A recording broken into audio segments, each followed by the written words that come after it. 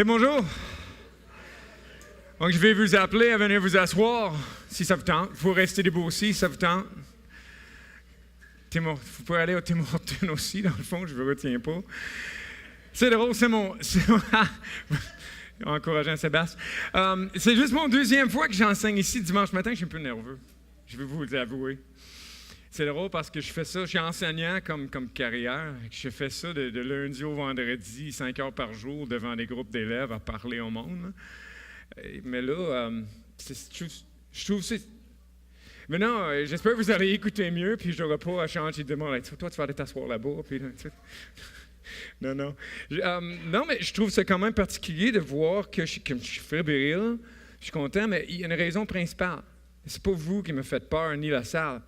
C'est que j'enseigne pas les maths et les sciences. Hein? Je parle pour quelqu'un d'autre. Et je travaille fort cette semaine, je fais le mieux que je peux, mais je ne savais pas dans quel projet je me suis embarqué quand j'ai décidé d'enseigner le livre d'Hébreux. Hein? C'est quelque chose. Là, je shake de genou droit. Il faut que je garde mes genoux un petit peu. En tout cas. Donc, on a rendu cette deuxième fois, ce deuxième message en interne, Hébreux 1, 4 jusqu'à 2, 18. Ça, c'est l'autre promet avec mon projet. C'est quasiment plus facile de prendre des tout petits bouts puis de parler longtemps, puis d'en faire plusieurs. Mais ce que moi, j'essaie de faire pour vous et avec vous, c'est de regarder le livre dans des plus gros morceaux.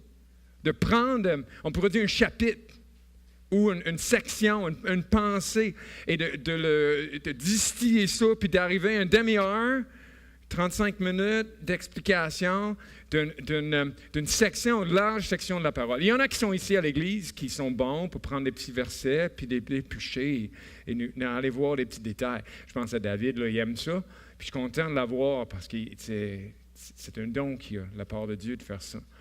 Moi, ma passion, c'est plus de prendre des grandes sections, de les expliquer, de vous donner des outils peut-être pour pouvoir saisir. Pour qu'une autre fois, quand vous lisez, de vous rappeler, ah oui, cette section-là, il parlait de telle chose, puis comment les morceaux vont ensemble. Donc, on va sauter dedans parce que René Lacourse est parti de chronomètre. J'ai promis 35 minutes maximum. Mais là, il n'y a pas de Seigneur, fait que c'est un grand défi. Donc, la dernière fois qu'on a parlé de Hébreux 1 à 3, c'est une espèce d'introduction à ce livre-là, dans lequel l'auteur, il lance plein de sujets et plein de choses, mais il revient dessus pendant tout le livre. Le concept étant que Dieu a parlé finalement, complètement, ultimement, on pourrait dire, en son Fils. On avait vu que Dieu parlait autrefois à nos pères, à plusieurs reprises, de plusieurs manières, par les prophètes, mais qu'en ces jours qui sont les derniers, le temps de l'accomplissement des promesses, Dieu nous a parlé à nous, une fois pour toutes, par un Fils. Pas à travers la bouche du Fils, mais par celui qui est Fils. Un qui est Fils. On avait vu que ce Fils-là est qualifié pour être la révélation ultime de Dieu pour cette raison qui se trouve là. Parce que Dieu l'a établi héritier de toutes choses. Parce que c'est par Jésus que Dieu a fait les mondes. Que le Fils, lui, est le rayonnement de sa gloire et l'expression de son être. C'est pas toute une révélation de la gloire de Jésus-Christ, ça. Le rayonnement de la gloire de Dieu. Le rayonnement visible de cette lumière inaccessible qui est Dieu. L'expression de son être, l'empreinte de l'être de Dieu. Qui soutient toutes choses par sa parole puissante, non seulement le crée, mais le porte vers son accomplissement et amène l'univers entier vers ce pourquoi ça a été créé. Qu'après avoir accompli la purification des péchés, mais quelle grande œuvre ça! Qui s'est assis à la droite de la majesté divine dans les lieux très hauts. Il est assis à la droite de Dieu le Père. Position de privilège et d'honneur pour lui qui a accompli le salut de son peuple.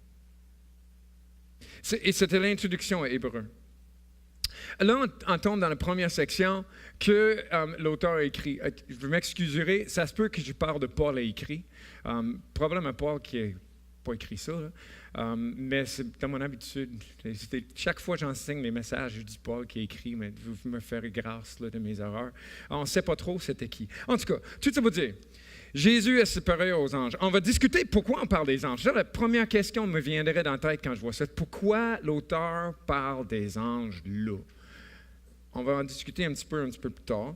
Mais de toute façon, je ne suis pas sûr pour nous c'est nécessaire de le savoir. Les leçons que même l'auteur aux Hébreux tire de ce texte-là, parce que lui-même en fait des leçons, il nous en donne. Ça n'a pas rapport aux anges. Ça a rapport avec nous et notre foi envers Dieu. Donc, ça s'applique de toute façon, peu importe. Et on va regarder ça ensemble. Donc, l'auteur cherche à prouver par des citations de l'Ancien Testament que Jésus-Christ est meilleur que les anges. Intéressant que lui-même n'utilise pas la logique, la philosophie, plein de choses.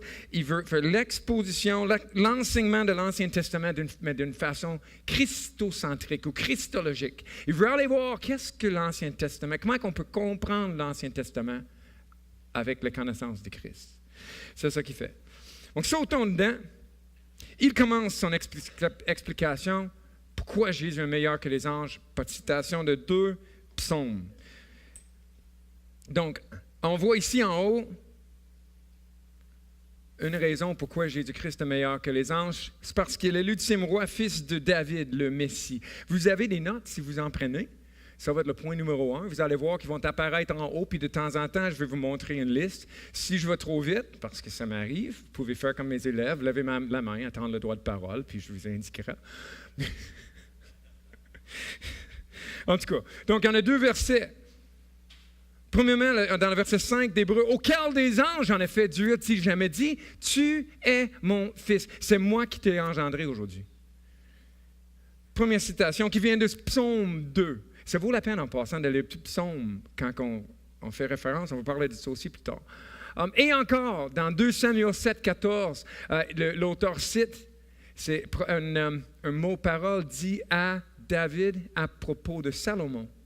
« Moi, je serai pour lui un père, et lui, il serait pour moi un fils. » Donc, j'ai oublié de vous dire tantôt, la 8e raison pourquoi Jésus mérite d'être la révélation ultime de Dieu, c'est parce qu'il porte un nom, le nom de Fils de Dieu, qui est plus haut que celui des anges. Donc, c'est là qu'il dit, « Au cœur des anges, en effet, Dieu n'a-t-il jamais dit? » Et on dit, il porte le nom de Fils. Donc, vous avez votre première raison. Jésus est supérieur aux anges parce qu'il est le Messie, le Fils de David, l'ultime roi. Ça a l'air que c'était quand même particulier de voir comment que le fils davidique, le règne de David, David et son fils et son autre fils et son autre fils, étaient appelés dans l'Ancien Testament fils de Dieu. On le voit dans le verset, surtout 2 Samuel 7, où on voit qu'il dit Dieu serait pour lui un père, puis lui serait pour moi un fils de Dieu. Et c'est ça qui revient dans le psaume 2, qui dit « Tu es mon fils, aujourd'hui je t'ai engendré ». C'est la coronation du roi. Donc, ce qu'on voit ici, avec la citation, c'est que Jésus est finalement l'accomplissement de ce vers quoi toutes ces royautés pointaient. David, il était un grand roi, un bon roi. Salomon, c'était un grand roi. Pas pire. Dépendant des bouts de sa vie qu'on parle. Le prochain, il manque pas mal de sagesse, puis le royaume est splitté en 2, puis après ça, mais pourtant, Dieu avait promis d'avoir toujours un fils de David sur le trône. Un qui régnerait avec justice et équité. On va parler de ça aussi tantôt. On va voir, on revient sur ces sujets-là. Mais pour David est finalement l'ultime bout de toute cette chose-là. Tous ces rois-là, les promesses de Dieu, on voit que les promesses ne s'accomplissent pas dans eux.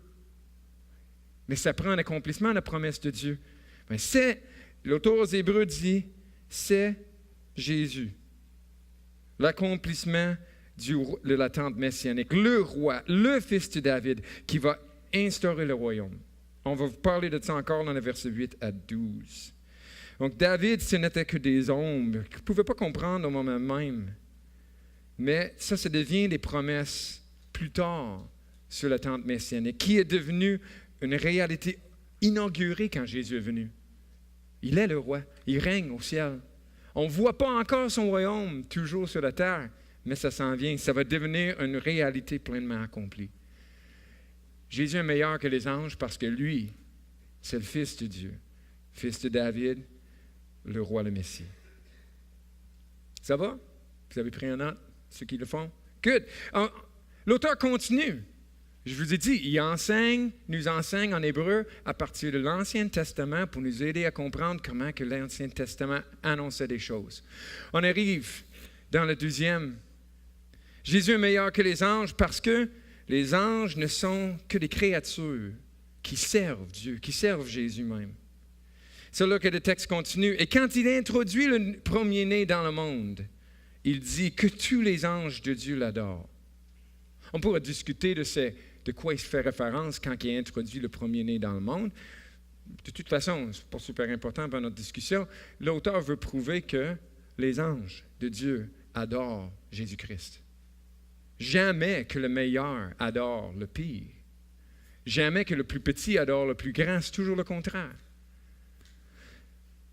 Et il dit ça des anges, puis il dit aussi des anges. Il fait de ces anges des vents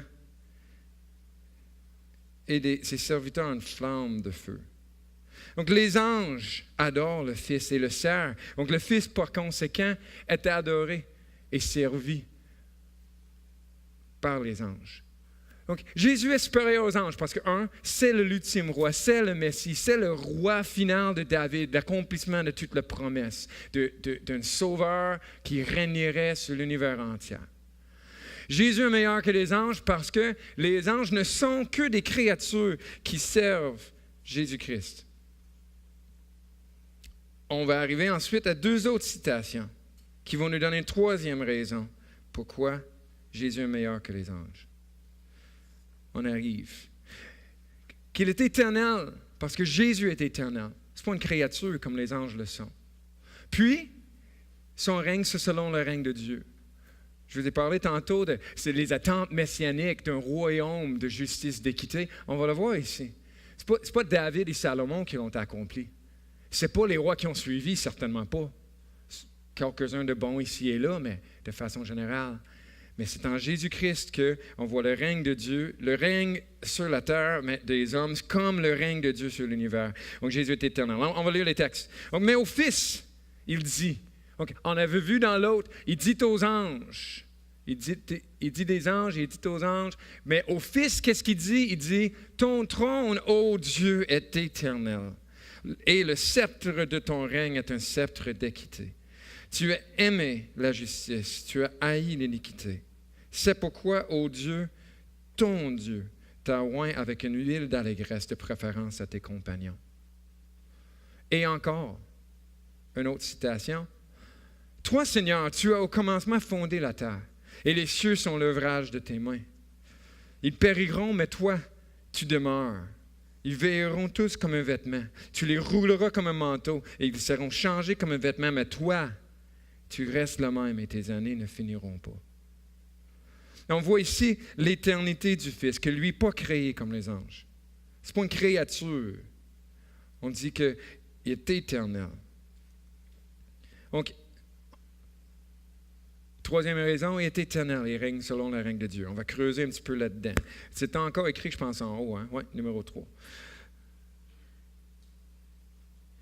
Je voudrais juste dire, première chose, on pourrait peut-être penser, ton trône, ô Dieu, est éternel, que ça pourrait être une façon de voir Jésus qui est appelé Dieu. Hein? On pourrait sauter dans cette conclusion. Faut juste faire attention des fois à comment on utilise des citations. Si on va vite, là, on peut voir des choses qui ne sont pas là. Et puis, je veux faire remarquer, c'est dans Psaume 45, ça.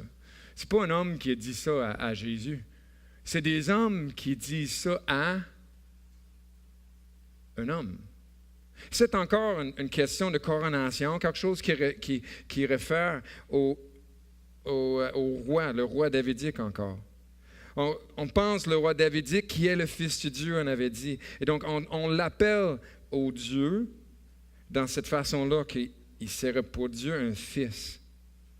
Et c'est pour exprimer l'attente à ce que le règne de Dieu se fasse, le règne de cet homme-là se fasse selon le règne de Dieu. C'est une reconnaissance que lui, il règne, oui, mais en dessous de notre royauté. C'est sûr que les Juifs n'auraient pas cru en plusieurs dieux. Ils étaient farouchement monothéistes.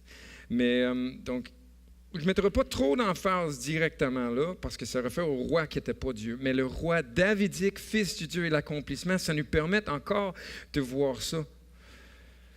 J'ai mis dans mes notes, tu sais, c'est pas des longs et difficiles nécessairement l'explication, mais je peux dire, dans les commentaires bibliques, là, ça a été long là-dessus, puis allez voir tout comment ils font des liens.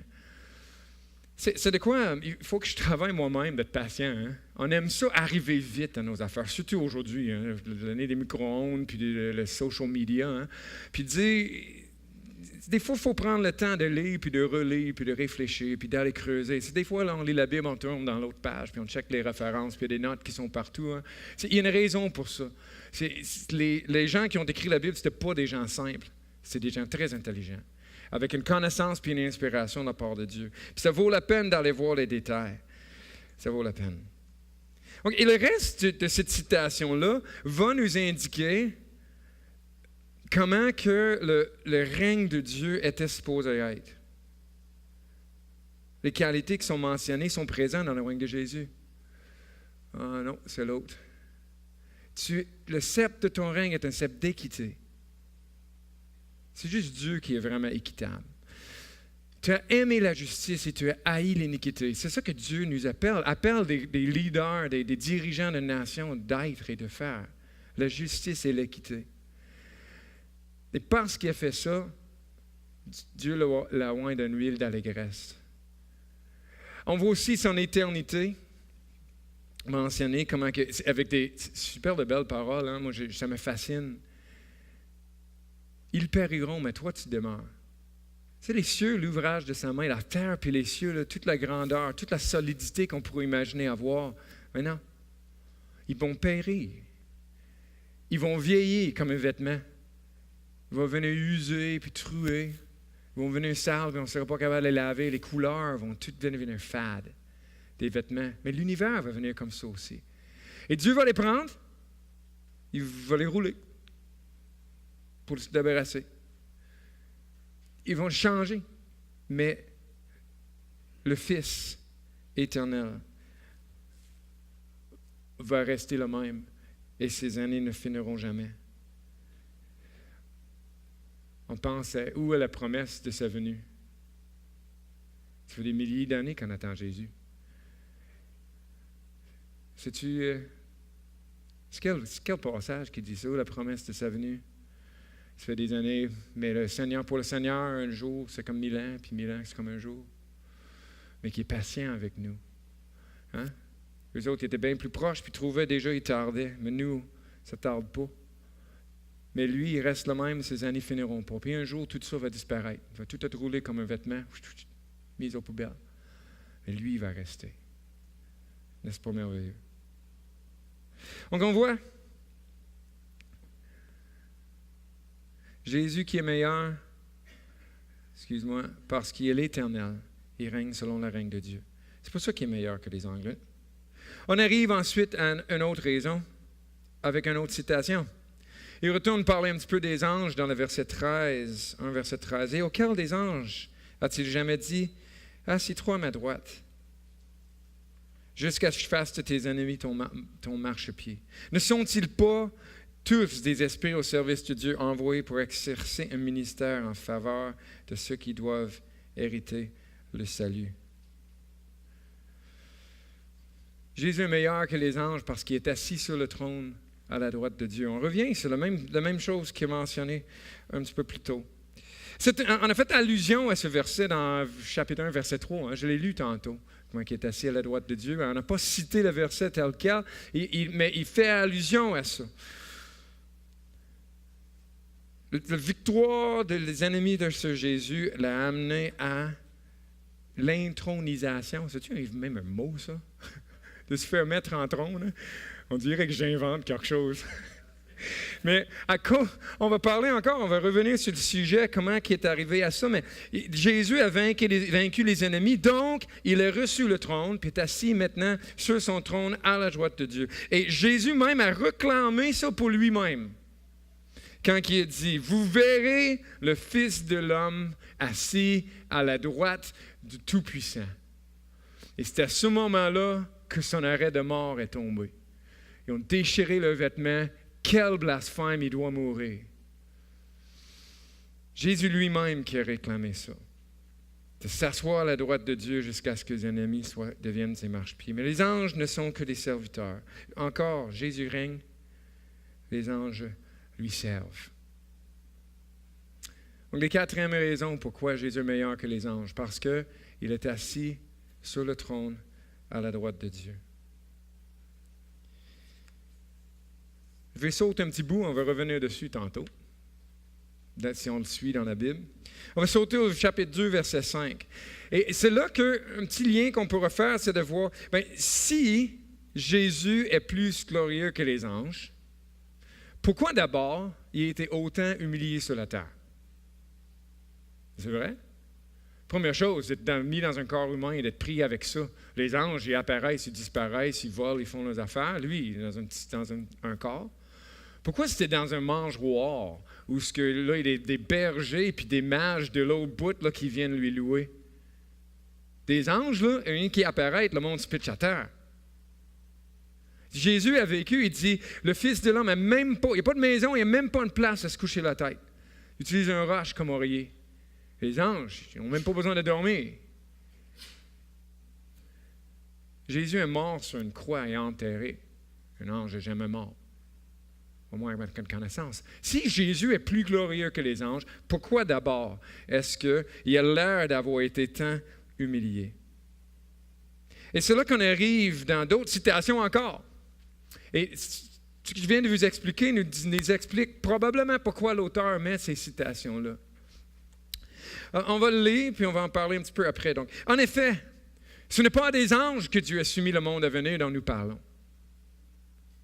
On parle du règne, du Messie, de son règne qui va venir. Bien, ça, c'est le monde à venir. Ce n'est pas ce monde-là pour tout de suite.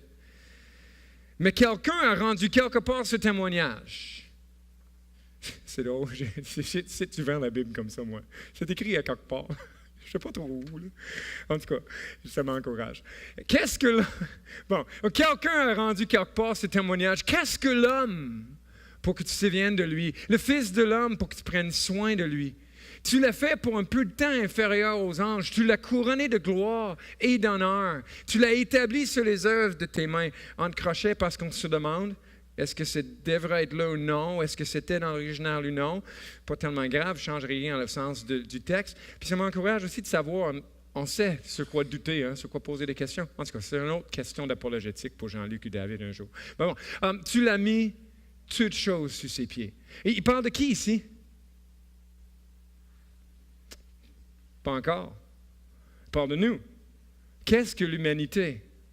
Même pas qui est l'humanité, qui est l'homme. C'est qu'est-ce que l'homme? C'est quoi? Il est fait de quoi, cette race-là d'hommes? Okay? Pour que Dieu se souvienne de nous. Le Fils de l'homme, pour que Dieu prenne soin de nous. On est fait de quoi?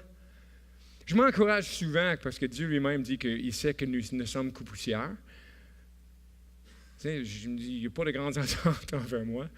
Oui, mais non, mais en tout cas, vous comprenez. Mais tu sais, c'est sûr que je suis faible.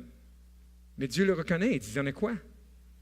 Puis il dit, regarde donc, tu l'as fait pour un peu de temps inférieur aux anges, tu l'as couronné de gloire et d'honneur. Donc, d'être mis juste un peu de temps inférieur aux anges, ça, c'est notre gloire et notre honneur à nous autres. Dieu nous a quand même élevés dans son soin qu'il nous donne, le soin qu'il prend de nous, l'amour qui monte envers nous, qui ne sommes que poussière. Nous sommes couronnés de gloire et d'honneur à cause de ça. Et Dieu a placé toutes choses sous nos pieds. Mais ça, c'est sûr que ça nous amène à un petit questionnement. Parce que si on voulait bien comprendre ça, il faudrait lire le commentaire que l'autre ajoute. En lui soumettant ainsi toutes choses, Dieu n'a rien laissé qui reste insoumis. Ben, si Dieu l'a dit, c'est pas supposé avoir rien. Toutes choses sous nos pieds, c'est supposé avoir toutes choses sous nos pieds. Bon. Parlons de mes enfants qui sont super fins, je les aime, qui sont des bons enfants, qui font plein de bonnes choses, mais je ne suis pas sûr qu'ils sont complètement soumis sous mes pieds. C'est peut-être une bonne chose aussi. Hein? Mon petit chien qui jappe après le voisin, qui dit « Goliath! » Arrête, Goliath, qui pèse 4 livres. En tout cas, je dis « Arrête! » Ah non. Je pense à des fermiers qui doivent travailler pour labourer la terre, pour travailler, faire des mélanges de sol, puis ajouter des engrais, puis arracher de mauvaises herbes, des asperges là, qui sont légères de les manger, mais ils ne se poussent pas tout seuls, ça, à ma connaissance. Ça. Au moins pas une grande récolte. Certaines choses, oui, hein, mais ça, souvent, on ne les veut pas. mais c'est pas dire, tu sais. C'est quand même particulier de voir ce que l'auteur dit. En soumettant toutes choses, Dieu n'a rien resté qui restait insoumis. Cependant, nous ne voyons pas encore maintenant toutes choses lui soient soumises. C'est tout à fait vrai. L'auteur aux Hébreux se moque un peu de ce texte-là, de cette citation-là, puis il dit, regarde donc, c'est pas vraiment vrai. Mais regarde comment que lui, il interprète les choses. Il reprend le psaume, puis nous aide à le comprendre de façon christologique. Mais c'est lui qui a été fait un peu de temps inférieur aux anges. Dieu le Fils lui-même, qui était abaissé pour nous rejoindre dans cette position, un peu de temps inférieur aux anges. Il a été fait comme ça, pas un peu de temps. Mais Jésus, nous le contemplant, lui, il est couronné de gloire et d'honneur. Mais pas parce qu'on l'a élevé dans le soin qu'on lui donne, mais à cause de la mort qu'il a soufferte. Jésus a été élevé à la droite, il a reçu l'honneur et gloire de la part de Dieu, pas juste à cause d'une grâce que Dieu donne envers une faible créature qui a choisi de prendre soin, mais parce qu'il a souffert la mort pour le salut de son peuple et la restauration de l'univers entier. Ça, c'est glorieux. Ça, c'est la bonne compréhension, l'auteur nous dit, de ce psaume-là. Oui, on va régner avec Jésus au ciel, puis quand le royaume est restauré, toutes choses vont être aussi sous nos pieds. Ça va arriver. Ça va être accompli comme ça a été promis. Dieu ne ment pas. Mais, en même temps, on comprend mieux les choses quand on voit ça. On va prendre un petit moment maintenant. J'ai décidé de faire ça ici, là. C'était la semaine pour prendre le repas du Seigneur. Je veux demander à ceux qui servent de venir servir. Parce qu'on pense à la mort de Jésus-Christ et la première chose, à sa gloire et à son honneur que ça lui donne. J'aimerais ça qu'on prenne la peine de célébrer. C'est le meilleur temps, je pense, meilleure occasion. Jésus, vous allez, on pense à ça. Jésus qui régnait au ciel depuis l'éternité, pas toujours, qui est descendu prendre le corps humain, qui s'est humilié pour nous, mais humilié jusqu'à la mort sur la croix. Pas n'importe quelle mort, une mort atroce, horrible, jeune, rejeté par son propre peuple, abandonné par ses disciples. Mais pourquoi? Pas juste pour être un exemple pour nous, mais pour racheter son peuple et l'univers entier.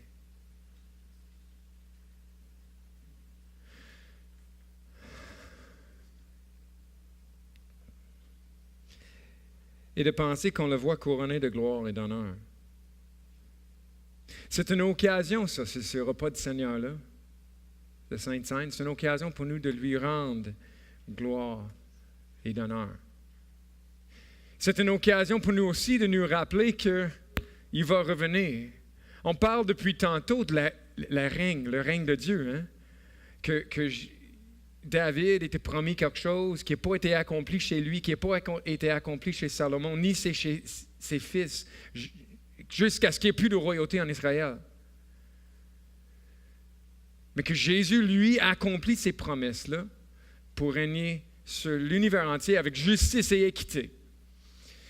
Mais qu'est-ce que Paul écrit en 1 Corinthiens quand il dit, quand vous prenez le repas, vous annoncez la mort du Seigneur jusqu'à ce qu'il vienne. Il dit un élément dans ce repas-là, qui est eschatologique, qui regarde vers, pas l'eschatologie de question nécessairement de fin des temps, mais de dire le but, l'accomplissement de toutes choses. Donc, on peut se rappeler ici l'humiliation de Jésus, la mort de Jésus, le couronnement de gloire et d'honneur, puis le royaume qui vient. plus long que j'avais prévu. Je manque des choses à dire, mais il n'y a rien d'autre à dire. Hein? C'est ça que je trouve qui est difficile des fois quand j'enseigne. Si j'enseigne les maths, c'est jamais de parole. J'ai toujours une autre façon de l'expliquer, un autre exemple que je peux donner. Mais Dieu, on dirait qu'à un moment donné, je trouve sur le bord, là, je crains dire une niaiserie. J'aime mieux me taire, puis laisser aller avec le peu que Dieu m'a révélé et avec le peu d'habilité que j'ai. Vous l'avez tous? Seigneur, nous te remercions pour ton corps qui a été brisé. Que par la mort que tu as soufferte, tu as goûté la mort pour tous. Je te remercie, Seigneur, de ton sang qui est coulé pour nous laver et nous purifier de nos péchés. Car sans effusion de sang, il n'y a pas de pardon. Seigneur, que tu nourris nos âmes pour la vie éternelle à travers ces éléments. Et que tu nous rappelles ta venue. Et Maranatha, viens Seigneur bientôt. Amen.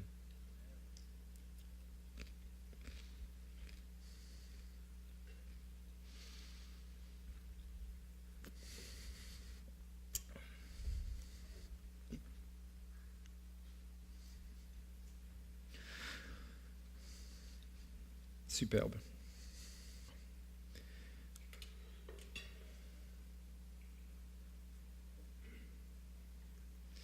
Donc, par sa mort, Jésus reçoit le règne, l'honneur, la gloire.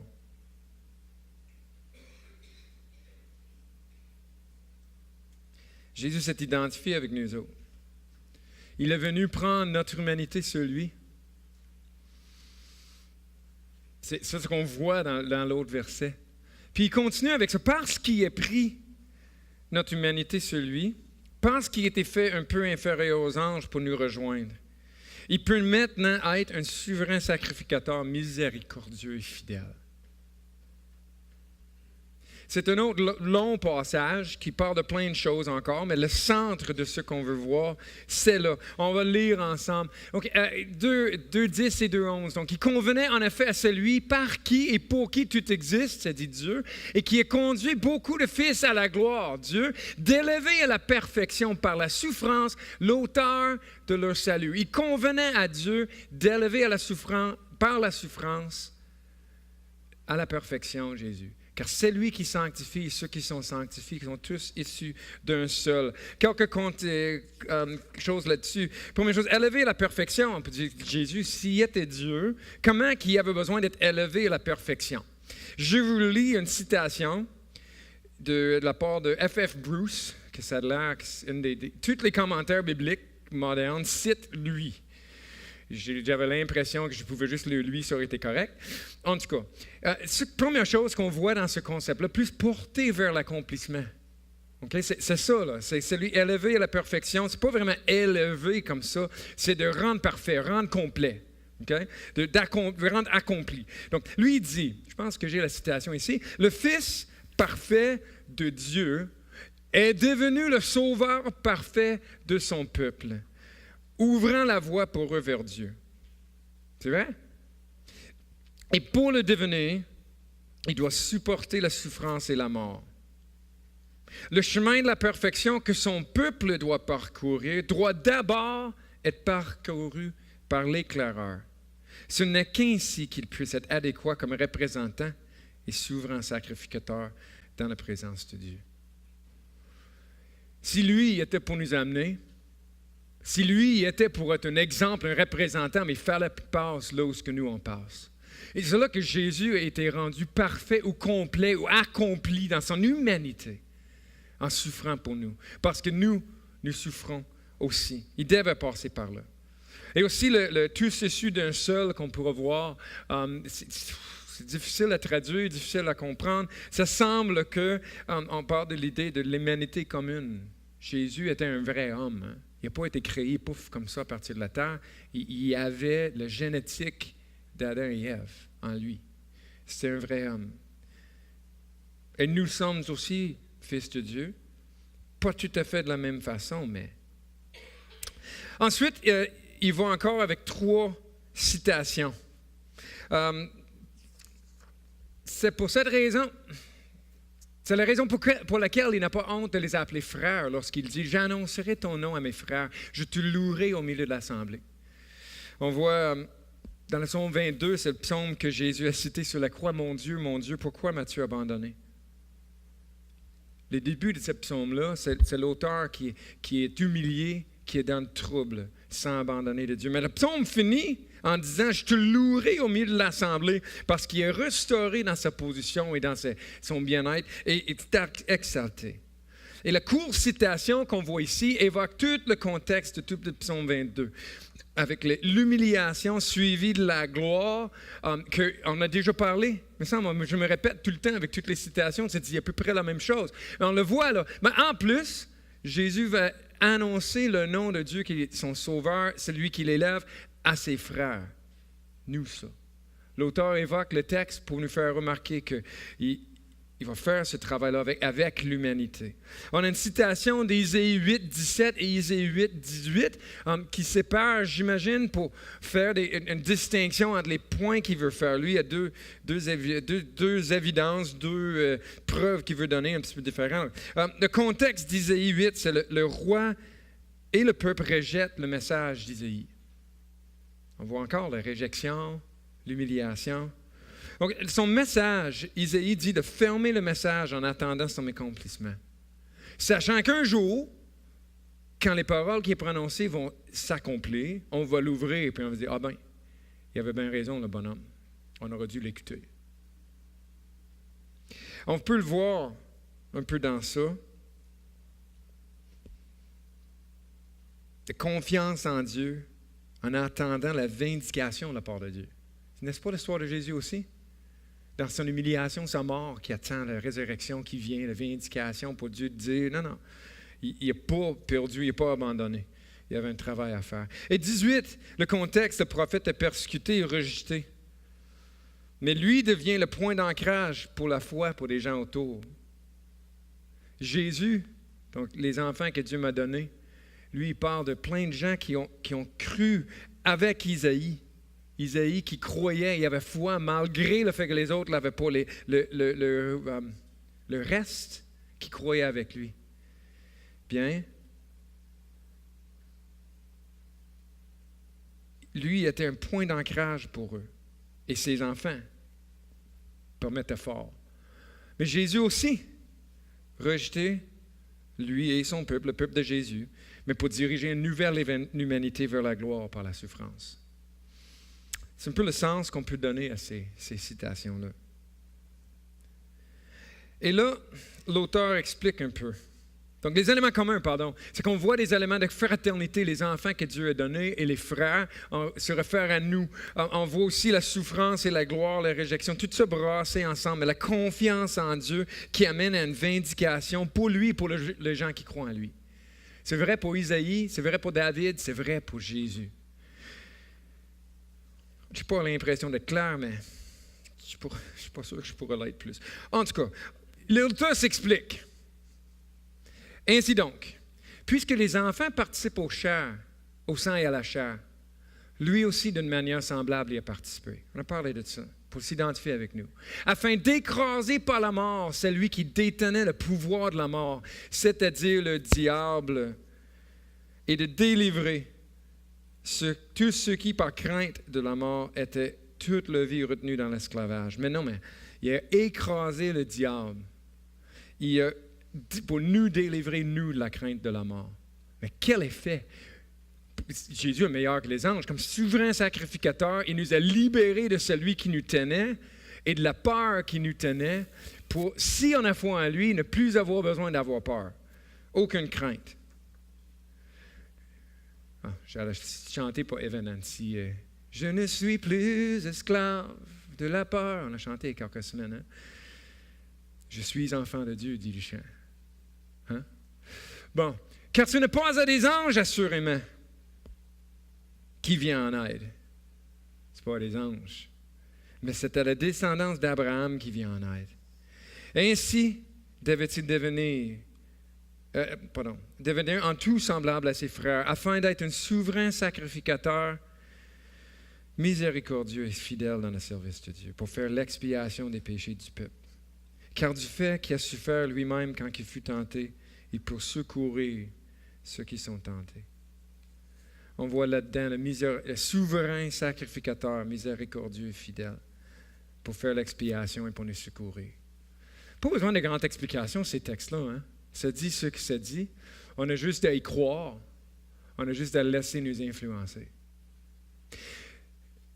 Donc Jésus est supérieur aux anges parce qu'il est l'ultime roi, fils de David, le Messie. Parce que les anges ne sont que des créatures qui lui servent. Parce que lui est éternel et son règne, c'est selon le règne de Dieu. Il règne assis à la droite de Dieu à cause de la mort qu'il a su faire pour nous, qui lui est donnée, amené à la gloire, l'honneur et le règne. Et lui est un souverain sacrificateur miséricordieux et fidèle. Mais qu'est-ce que ça veut dire pour nous? Moi, je me suis trouvé chanceux. Je n'avais pas besoin de chercher des applications. J'ai sauté des versets. Puis l'auteur nous les donne. Je pense que je vous ai dit la dernière fois, Hébreu, paraîtrait que ce serait une prédication écrite avec un petit ajout en chapitre 13. Donc, de 1 à 12, chapitre 1 à 12, c'est une prédication écrite. La parole a beaucoup en évidence, mais en parole, même pas en écriture. Et il parle souvent des gens qui ont dit des choses alors que c'était écrit. Hein? Mais tout ça pour dire, il y a des applications, lui, comme un bon prédicateur. Qu'est-ce que ça veut dire pour nous? Ça, on va retourner au début du chapitre 2. Okay? Puis encore, je vais désorganiser les choses un peu, mais pour le réorganiser dans ma tête. Donc, c'est pourquoi? Parce que Jésus est meilleur que les anges. C'est pourquoi nous devons prêter une plus vive attention à ce que nous avons entendu. Qu'est-ce qu'on a entendu? Bien, on a entendu ce salut qui était annoncé à l'origine par le Seigneur, nous a été confirmé par ceux qui l'ont entendu. Donc, le Seigneur l'a annoncé en premier, les apôtres l'ont confirmé et répandu cette nouvelle-là, que c'est venu jusqu'à nous. Même l'auteur des Hébreux dit ça. L'auteur des Épîtres aux Hébreux, il dit à nous.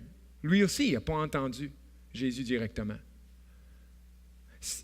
Lui aussi, il était confirmé. Alors, lui, il a reçu la confirmation de par les gens qui avaient entendu Dieu. Et Dieu, appuyant le témoignage, par des signes, des prodiges, des miracles variés et par des communications du Saint-Esprit selon sa volonté. Le Seigneur l'annonce, les apôtres confirment et répandent cette nouvelle-là et Dieu l'appuie par des miracles. Maintenant, l'auteur nous dit, il faut qu'on prête une plus vive attention pour une raison. Parce qu'il y a un risque de partir à la dérive. C'est pourquoi nous devons prêter une plus vive attention à ce que nous avons entendu, de peur d'aller à la dérive. Si on fait de la dérive, on sait c'est quoi? Un bateau qui n'est pas ancré, mais qui continue à avancer quand il n'est pas supposé. C'est l'image qui est là, même dans le grec. Là. Ou encore d'une bague qui glisse sur un doigt et qui est perdue. Mais même le dérive qui est là, ça a l'air, c'est pas juste de dériver, mais c'est dire un port, puis il le rate. Il rate le port à cause de ça. Puis la bague qui glisse, il est perdu. Vois-tu? Et l'auteur dit il y a un risque de tout ça. Il y a quelque chose, il semble, pour l'auteur de l'Épître, il y a quelque chose de naturel et de facile dans un laisser-aller dans notre vie. Qu'on peut se laisser aller puis arriver à manquer quelque chose d'essentiel. Il dit, car si la parole prononcée par des anges a eu son effet, on parle de la loi de Moïse, en passant, ce n'est pas mentionné nulle part dans l'Ancien Testament que les anges ont annoncé la loi, ont été médiateurs de la loi. C'est venu plus tard, entre les testaments, mais c'est confirmé dans le Nouveau Testament à deux différentes places. En Galates 3, David nous a parlé de ça. Puis en Actes 7, 53, il y a deux différentes personnes qui confirment que les anges avaient un rôle de médiation entre Dieu et les hommes dans la livraison de la loi, si je peux le dire. Donc, c'est la parole prononcée, c'est des anges, a eu son effet. Et toute transgression et toute désobéissance ont reçu une juste rétribution. Et c'est vrai, ça. Si on suivait la loi, c'était sévère. Le moindre écartement, c'était des sacrifices, c'était la mort, c'était sévère. Je ne voudrais pas retourner là-dessus, moi. L'auteur fait remarquer, il dit, mais si ça, combien plus fort, combien c'est plus fort de dire, comment échapperons-nous si nous négligeons un si grand salut? Il y a un risque, de partir à la dérive, de manquer quelque chose d'important, de négliger, on voit l'autre mot, négliger quelque chose d'essentiel et de ne pas pouvoir échapper.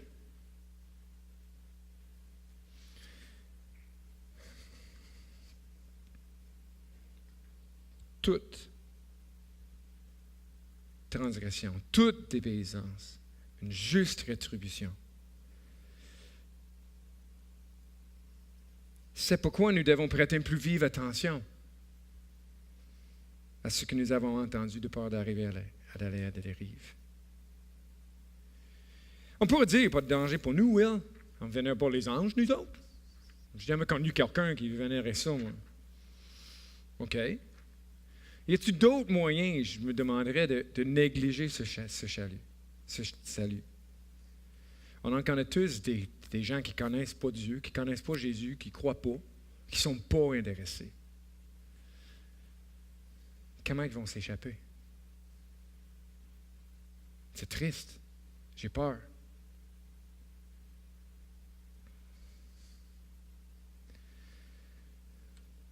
Il y a des gens qui se diraient croyants, mais qui ne montrent pas plus d'intérêt.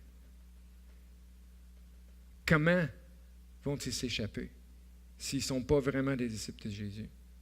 Moi, ça me pousse vers la mission. Je lis ces versets-là, puis je pense à des gens qui sont proches de moi.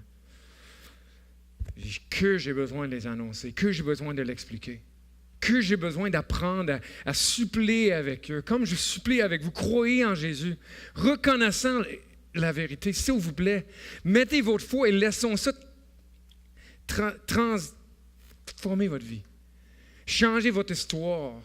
Changez votre futur. Changez votre vision du monde. Changez votre compréhension de l'homme et votre compréhension de Dieu. S'il vous plaît, pendant qu'on a la chance. Et amenez ça vers d'autres. Suppliez-les. Qu'on n'ait pas peur, nous. Parce que quand Jésus revient et c'est trop tard, ça va être trop tard. Mais le texte a été écrit aux croyants. Je pense que le but ici, ce n'est pas de vous faire douter de votre salut. Là. Je ne voudrais pas que personne ici commence à checker, j'ai-tu assez de foi, j'ai-tu assez transformé, j'ai-tu assez de... C'est pas ça l'idée, OK? Dieu, là, c'est pas un Dieu de désordre, puis de désorganisation, puis d'inquiétude et d'anxiété. Dieu, c'est un Dieu qui voudrait qu'on ait une confiance calme en lui. Je pense que le but ici, c'est de nous rappeler de rester fidèles. Si tu quittes le Christ, là, qu'est-ce qui te reste comme espoir? Hein? C'est Simon-Pierre qui l'avait dit. À qui irions-nous? Toi, tu as les paroles de la vie éternelle. Il n'y a pas d'espoir à nulle part ailleurs. Je disais à David l'autre semaine, j'essaie de parler philosophie avec David, là, je sais que ça lui fait plaisir. Je disais que si je n'étais pas chrétien, là, je serais un de ces gens sombres, noirs, là, pas d'espoir à nulle part. Parce que si on vit pour tomber dans le tombe, il n'y a pas de raison de rien faire, de bien. Pas de raison de vivre, pas de raison de rien. Si je quitte le Christ, qu'est-ce qui reste comme espoir? Que je n'aille pas regarder ailleurs, que je n'aille pas vérifier. Que je garde le Christ au centre. Jésus risque d'être éclipsé peut-être par d'autres choses aussi dans notre vie courante. Je pense à un gars, je ne pourrais pas dire un ami, il reste loin, je l'ai rencontré quelques fois, mais il était chrétien, il paraîtrait. Mais dans les 4-5 fois qu'on a discuté ensemble, il a discuté passionnément là, des affaires de prophétie, puis des accomplissements de prophétie en Israël, puis de ci, puis de ça, puis de traité de paix, puis on part dans... Je ne dis pas qu'il n'est pas chrétien, mais j'ai trouvé ça intéressant de parler de Jésus avec lui. De parler du pardon, de parler de la grâce, de parler de la reconnaissance et de la louange envers Dieu. Je me demande si des fois, là, on part à la dérive dans des choses. Que si la théologie, la philosophie, les sciences, oui, faites-les, s'il vous plaît, en masse. Moi, j'apprécie beaucoup. C'est David en fait avec passion. Jean-Luc en fait avec passion. Ça me nourrit. Mais gardons Christ au centre. Et ça va être votre combat de toute la semaine. Qu'est-ce que ça veut dire pour vous? Bien, Jésus est séparé aux anges. Que vous ayez attention à partir à la dérive. Négligeons pas notre salut. Qu'on prenne un temps. Qu'on essaie chacun. Et moi, je parle pour moi en premier. C'est tellement dur avec des vies occupées et toutes les choses qu'on fait, mais Jésus mérite d'être mis au centre de notre vie. Il mérite toute notre attention. Il mérite que notre horaire se fasse autour de lui. Que notre budget se fasse autour de lui. Que nos relations travaillent autour de lui. Que nos espoirs soient ancrés en lui et son royaume. Que notre trésor soit quelque chose qui va durer dans l'éternité. C'est à ça que je vous appelle ce matin. De peur que vous partez à la dérive, de peur que vous négligez le salut, rappelez-vous Jésus-Christ, supérieur aux anges. Donc Jésus, nous te louons ce matin. Toute éternité, face à face avec Dieu. Tu t'es humilié, tu t'es accepté d'être mis pour un peu de temps en dessous des anges, pour mourir, pour s'identifier avec nous, pour que tu puisses mourir pour nous représenter maintenant au ciel, là où tu es assis à la droite du Père, dans toute la gloire et l'honneur. Seigneur, s'il te plaît, fais que ces choses soient réelles dans nos cœurs, dans nos pensées. Et que tu nous apprennes à les vivre. Que Jésus soit le plus grand trésor qu'on pourra penser avoir. Que Jésus soit le seul espoir qu'on pourra penser avoir. Et que Jésus soit pour nous un message de joie vers les autres. Pour ta grande gloire. Amen. Bon dimanche.